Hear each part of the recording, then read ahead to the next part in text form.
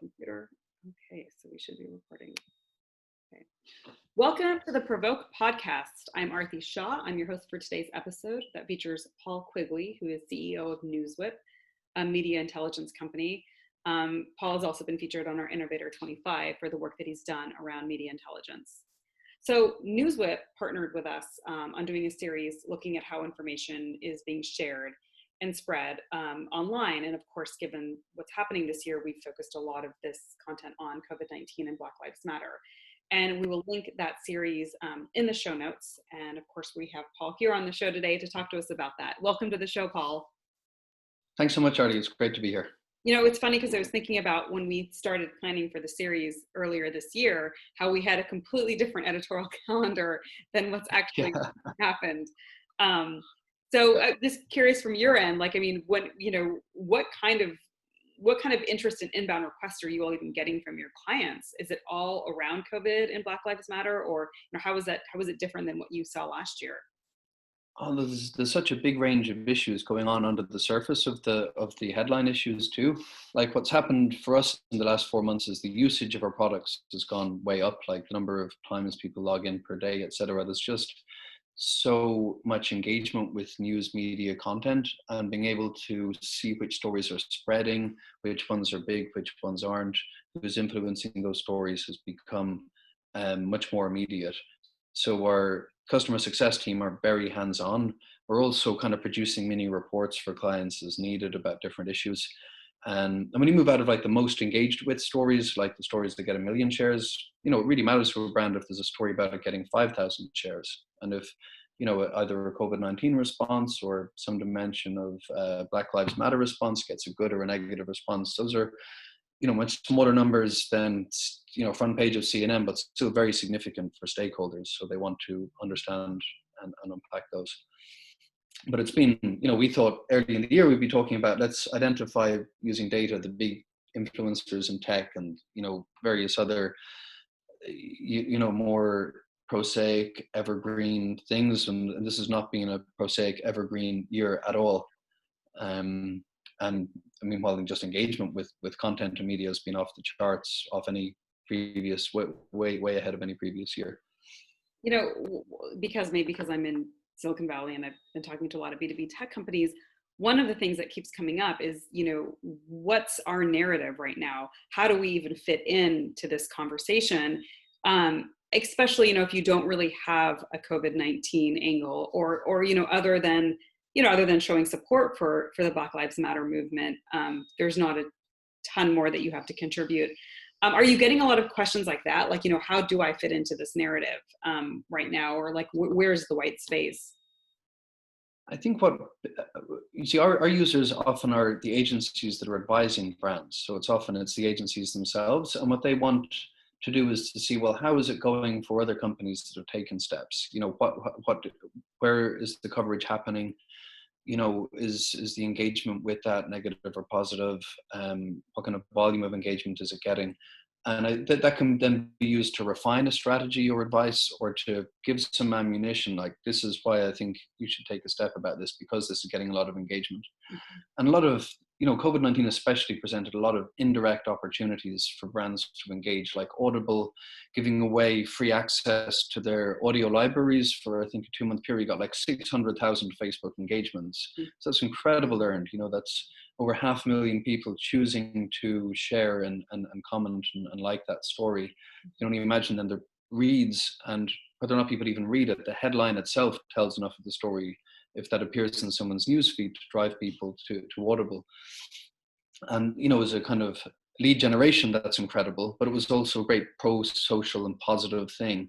And people share it because they're getting to pass on something that's free and useful to their friends. So there's a lot of indirect ways like that, without manufacturing a ventilator or,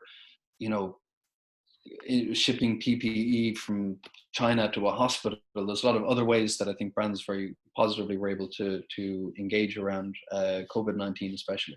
Yeah, no, I think that's a good point. We actually, we had a conversation earlier in the crisis with some brands who were doing just that. I mean, they were actually like printing out PPE materials if they were a 3D printer, or if they were a logistics company, they were actually transporting PPE. And I think one of the big questions we got from brands was, okay, well, you all have these great stories that are easily translatable, but what if you don't? Like, what are the opportunities? And so that's interesting that you make that point, that there's room for folks without some of these easily translatable stories.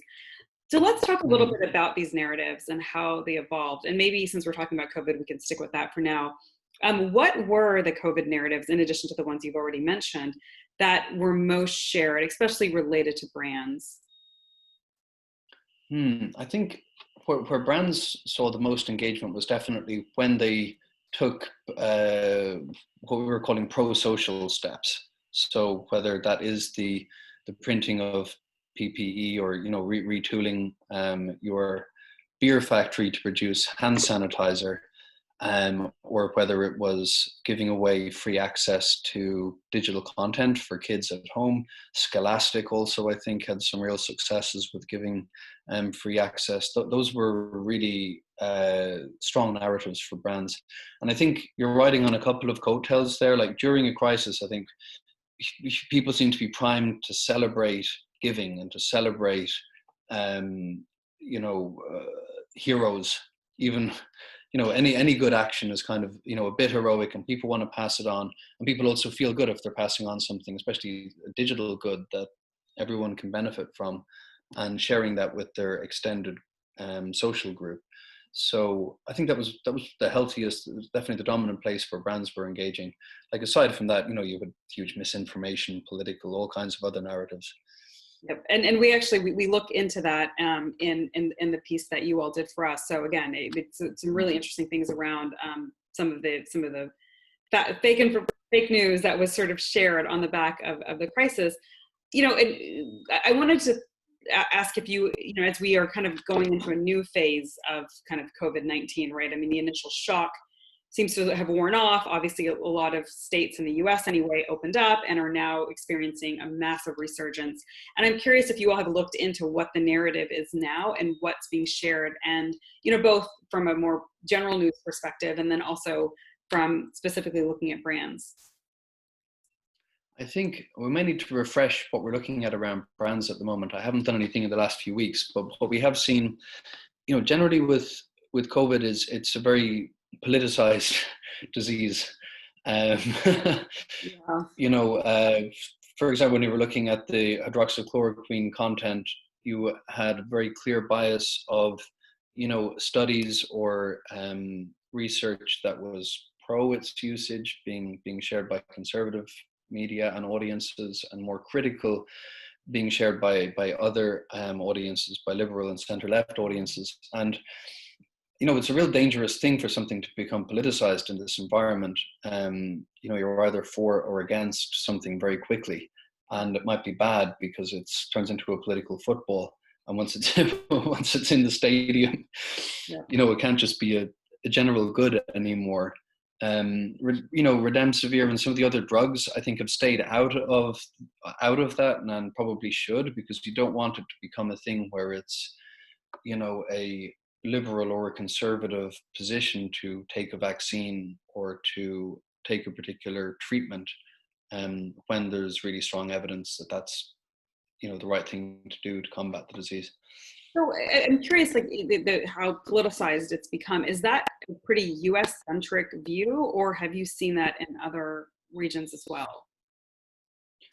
I think the U.S. is a particular outlier on this. I think you have seen a pattern where countries, more nationalist parties, and generally probably right of center parties, being more skeptical initially of the disease, and more left of center and liberal parties taking it more seriously earlier. And probably there's an ongoing pattern that stems out from that, and that plays out in different ways in different places. My home country of Ireland is pretty central. There isn't a big, tribal divide that exists like that. And I don't know why. I've got a lot of theories, but I don't want to say, I don't think we've got enough evidence for any of them, but we've managed to avoid that kind of very split politics. And I mean, it could pass. You get different people in the White House, and some changes, maybe incentives in the media that make things more politicized than they have to be. maybe things can calm down a little bit after November. Fingers crossed. Indeed. I mean, I wonder if now, as you are having more, the president of the United States wore masks for the first time in public. Was it like a week or so ago? I wonder, I mean, if that's shifting the narrative, even with some of the conservative publications, if the way that they're talking about the pandemic and the information that they're sharing, if that's changed at all, as more conservatives have come on board. I think that has changed. I think we'd need to, I'd need to come back to you with the data, but I think what we have seen is, was more, all the talk about hydroxychloroquine dropped out of conservative media very quickly as more studies came in suggesting it did more harm than good. I do think there's a coming around. Like no one wants to own up to their mistakes, but definitely certain talking points start dropping off, and as more facts are known about the disease, we have seen that. I think that's an interesting pattern, right? To notice if they're, rather than retracting past coverage, just sort of dropping certain angles as new information comes into light. And you're right. I mean, I think in the US anyway, this will continue to be heavily politicized as we go into an election year. So those of you that are listening, I think these are all things that we're probably going to explore in future columns. So keep a lookout. And I should actually say that, because Paul, you've been pretty open about getting feedback from readers around what are some of the things that you would like us to explore. So, anyone listening right now, if there's any ideas that you have, feel free to ping Paul directly, and we'll be sure to look at some of the stuff, because there's a lot to uncover here. And on that note, I also want to talk about the Black Lives Matter movement and how that narrative sort of evolved. And because, there was, and you can see in the story that we did, there was this interesting timeline around, when George Floyd was murdered, when the first protests started to happen, and then this explosion that we saw on the media side. Do you want to talk a little bit about that? Absolutely. I think it's, in terms of the intensity, I think it's a unique media event we're about 10 years into social media and media interaction, and it's a unique event in terms of intensity. So it actually started on May 25th. The video of George Floyd's death was uploaded to Facebook. So it actually started with a Facebook video that was uploaded, picked up quickly by media, and by May 26th, protests were already happening. There were calls for arrest. There was that march on the 3rd precinct, and violence that night. So things kicked off very quickly and grew in intensity in terms of reporting on that story, protests, and people on social media sharing stories around the protests and what had happened as well. So really fast growth. By May 29th, the CNN crew was arrested. Protests were truly national. The story peaked by May 31st to June 1st, with protests, a lot of criticism of police violence at protests, calls for peace at the protest, because there was a lot of kind of violence and looting taking place at that time, and that was coming from Floyd's family, his brother and his girlfriend, and police joining the protests as well. So a whole lot of different narratives started interweaving within a week, and the conversation was kind of started coming back down again, and loads of engagement by about June 11th. But within that 2-week period, you had 100 stories that had 1 million engagements each. So, some stories getting up to 15 million engagements. That means a significant chunk of the US population is seeing that story. Right. A concern that I've heard, both from folks that are quite active and also even within the PR industry is the sustainability of the story and keeping it front and center. So based on what you've seen in terms of the information that's resonating and how that's evolved, especially as we've gotten further and further away from peak, what advice would you give to people to keep this story on people's minds and to keep it at the forefront as much as people can? I think the intensity, has to drop a bit, because there was so much going on the ground, and there was a lot of new raw footage coming out of police officers and protesters that was extremely intense and emotional, I think, to watch, and there's no wonder people were sharing it. But I think the conversation is continuing. I think relying on the the facts, the levels of violence that take place, and police violence is a big part of it. And depending on where you are in corporate comms and what kind of where you have the opportunity to advise, I think there's manifestations of it throughout corporate America and the US and the world. So I think that's the $1 million question. We're kind of the guys with the I guess one of the things I would say that we see is people tend to want to engage with positive stories. And the most engaged with story about Black Lives Matter protests was the kind of cops join the cause theme. That Forbes story where there was instances of that where cops were kneeling, they were sympathizing with the cause. And what I found intriguing about those stories was, they were a little more complicated and they were kind of positive, and they showed, a kind of common humanity there between the two sides. And I think that there might be, people really engage with that kind of positivity. Now there was also a lot of huge engagement, of course, criticism of the cops being charged, stories of police brutality. But those stories really shone and were ultimately the ones that got the most engagement, were the lights of kind of common humanity within what was a really emotional, intense, and difficult time.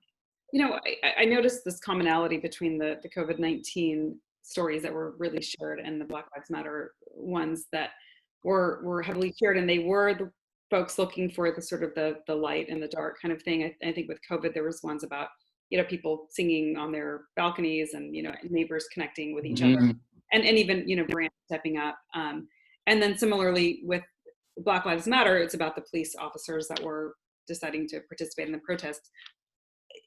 I mean, in some ways that's great that people are drawn to these really, positive stories, but there is concern, right, that it's kind of brushing over or glossing over some of the really serious stuff that's been coming to light. Yeah, I think what it shows is that people do want to engage. Like when you net out all of the numbers, there was more engagement with people being highly critical of the police, stories of police brutality at other protests. So, you add all of those up, those are a huge amount. But I think at the same time, then, why these positive stories, maybe people want to engage with it, but want to know that there's some path forward or some way that they can engage. And maybe that's simplistic. Those images resonated with people, but maybe they indicate that underneath people want to,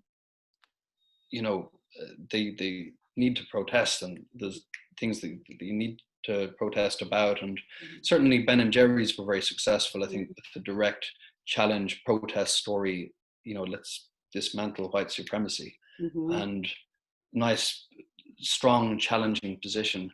But it's also a little, it's positive. It's like it's stepping forward to do it. It's not just saying everything is terrible and on fire. It's kind of, it's taking a step, and that may help explain why it was so popular. Like that was the most popular of all of the brand responses in terms of engagement. Yeah, no, I think that was a great example, and it came up in pretty much every conversation that I had with people right around the time that Ben and Jerry's put that out there, and they've been quite provocative before, so they kind of had permission to play in this space in such a bold way. I'm curious, just on that note, like whether you saw a lot of conversations about the concept of whiteness, about white fragility, about white privilege being shared, because it felt like for the first time, like that conversation kind of moved really mainstream and just sort of off of just like kind of the fringes of kind of the activist communities. I think the ones that we saw the most engagement with, I don't know that I saw white fragility among the top stories. Like there was definitely, in terms of the protests, there was definitely a sensitivity, I think, to people trying to shut down the conversation in any way. And we saw massive engagement when Starbucks advised their staff or required their staff to not wear Black Lives Matter attire. And I think you got to give space to this kind of a conversation. And it was maybe a surprising direction from Starbucks, which I think has a really, good reputation as an employer, and has, invested a lot probably in being seen as anti-racist. But then, it was the ball got dropped there. And there may have been an existing narrative in people's minds because of an incident a couple of years ago where all Starbucks staff were required to get kind of sensitivity and anti-racism training after there was a video recording of a couple of people, black men, being asked to leave the Starbucks for no reason. And I think that there may have been sensitivity to shutting down the conversation, in particular Starbucks doing it because of that incident from a couple of years ago. So if you're advising a brand, you got to be aware of any potential sensitivities that already might be out there to you on this topic, I think. And it may not be what everyone in the boardroom thinks. There might be a different view from average media consumer who might just remember that one thing from 2 years ago. Yeah, and just to kind of let our listeners know kind of what a big deal this story was. So amongst the most engaged articles about employee activism, I believe it's 6 out of the top 10 were all related to Starbucks, and they're not allowing the baristas to wear Black Lives Matter attire, which was kind of stunning. And this was, I think, from May 25th through June 20th. Yeah. So it was a bit of an own goal there, and they reversed their position on it, but it clearly really it felt it felt like it was part of a pattern for people, I think, for them to have responded so angrily to it. Yeah, and well, similarly, so I mean, just looking at the other side of looking at Ben and Jerry's, and I think from the most engaged articles about oppression in that same time period, out of the 10, I want to say all but 8, I think 8 of them were related to Ben and Jerry's. Actually, no, more of that, all 10, because even the other 2 that don't have Ben and Jerry's in the title are from Ben and Jerry's homepage. So Ben and Jerry's really managed to dominate this conversation around oppression. Yeah, they did. And there's some instances where you have brands that have long, credible standings to engage with a topic like this, like Ben and Jerry's just do, and everyone knows it and expects it. Nike do as well, and got a lot of engagement when they made a big donation under their brand, under the Jordan brand. There's also then sometimes exceptions where like the Pokemon engagement was something I wasn't expecting, where initially quite modest donations compared to some of the larger donations going around from Pokemon to the NAACP and the Black Lives Matter movement generated hundreds of thousands of engagements and a great deal of positivity. Why? It's interesting. Why do you think that because the Pokemon one surprised me as well, because it was a $200,000 donation, right? I mean, really small potatoes compared to the $40 million from Nike or the $100 million from Michael Jordan. Why do you think that the Pokemon story resonated so much? I think they got there early. I think it's also maybe a lesson that the amount, definitely with Nike, is going to be under the microscope a little bit more, and they've made a substantial long-term thought-through donation. I think people were just happy early on to see this response from Pokemon, and maybe there's a lot of goodwill towards them as a brand. It's a youth-oriented brand. It might be the audience. Maybe there's something I don't know already there about their audience, but I was impressed, because normally the advice would be, you kind of need permission to play a little bit, and if you're going to be one of the first to make a donation or take a stand, can you do that? But Pokemon went ahead, and certainly I think got a lot of very positive engagement for it. Yeah. If you were just looking at the raw numbers as well, it's sort of interesting in terms of the topics that get $1 million plus shares, right? And it's of course, stories about the protests did. I think Ben and Jerry's initial silence is not an option story did, but then the numbers dwindle very, very quickly. When you look at topics like oppression or topics like, employee activism was sort of in the middle there, because I think they had close to 1 million, at least the top 3 stories. But it's interesting just looking at the sheer numbers and seeing what are the topics that people are even sharing about, right? because while, you can be the most read article, the most shared article around oppression, that could just mean, or the number 2 story from CNN only had 112,000 shares. The number 2 story around Black Lives Matter had almost 9 million shares, right? So it's almost hard to compare these in some ways. Yeah. Well, it's like what we said at the start of the podcast, which is, some brands will often don't need to be the most shared story of the month in social. I think as long as you're reaching the audience that you care about through publications that you want to engage with, the numbers can be a lot more modest and still be quite meaningful.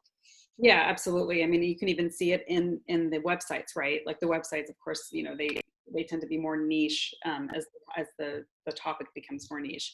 Some of the ones listed for the addressing oppression are, Scary Mommy, which I know, but I know there's probably a lot of folks listening that maybe aren't familiar with Scary Mommy. The Mary Sue, they're not, it's not all, CNN's, USA Today's and Forbes. So looking forward, I mean, I'm almost like, it seems like both of these topics, I mean, just what are the sustainable narratives that come out of the Black Lives Movement matter? I think that's going to be hugely interesting.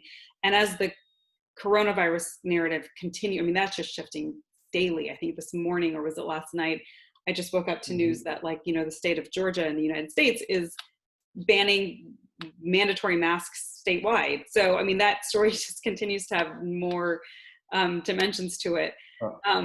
So I'm curious as to what you, I mean, I know we kind of touched on this a little bit, but I mean, where you expect a lot of your research to go. Well, I think what we're seeing, in fact, something we do with Axios is we roll up our data as to which stories are getting engagement into a kind of attention tracker. We map that onto some of the issues, anything from climate change to coronavirus, racial justice. And for the last, 2 months, I think, or time is funny these days, right? But, the two, coronavirus and racial justice, have been right up there on top. So for people who are engaging with racial justice things through their communications work and advice, that's still there. It's still big. It's not as big as it was, but it's definitely in everyone's consciousness right now. So I think that's going to be continuing. I mean, you look at coronavirus is impacting people's day-to-day life in a way that there's very few news events that have I can't think of any. I mean, a president gets elected, but you wake up the next day and you can still do all the same stuff you did. And, so it's going to remain the big issue. Everything will be through that lens.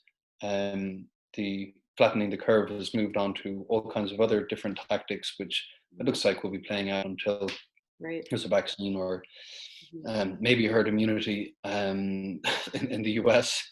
And in some jurisdictions, but so everything is going to keep going through that lens. What else would I say? Looking forward, there's new habits being formed, like paying attention. People are engaging in an intense way with the news, with media, and with social media. All of the numbers are up in terms of the amount of time people are spending sharing and engaging with news. So I think it's worth just paying attention to and seeing what other secondary trends start coming out of that. Yeah, no, I think that's a really good point about kind of habits, and even to your point about, as we start to get more data and more information about some of these therapies, what the news cycle looks like around that, and what that means for fake information, right? Because I think there will inevitably be this sort of, backlash, whether it's anti-vaxxers or whoever, right, around some of these drugs. So there's so many different threads. It almost seems like, every time we do a column around that, with NewsWhip, that we should almost do a conversation like this to follow that up, to kind of dig into the numbers a little bit more. So I guess I just announced something. So, so Paul, I'm committing you now to whenever we have a new column that we bring you on and we just talk a little bit about what those numbers mean. Right. Great. I was already thinking, people advising, if you're advising the people developing vaccines, how do you avoid becoming a political football? How can you make sure that it's just something that's accepted by both sides and seen as a positive by both sides? Those are interesting questions. So Yeah. there's one for us. Yeah, no, I think that that's a really good one, actually, is looking at all of the different drugs out there and looking at, what kind of misinformation is out there. What are the stories that are being shared about each of these drugs? In fact, that would actually be a really interesting next one. I think we've covered a lot of ground here. So this was great, and Paul. And now that I've kind of committed you to coming back, we can probably wrap up here and just save everything else for next time. Awesome. I'm already looking forward to it, Artie. Thank you. All right. Thanks, Paul. And we'll be back soon with another episode of the PRovoke Podcast.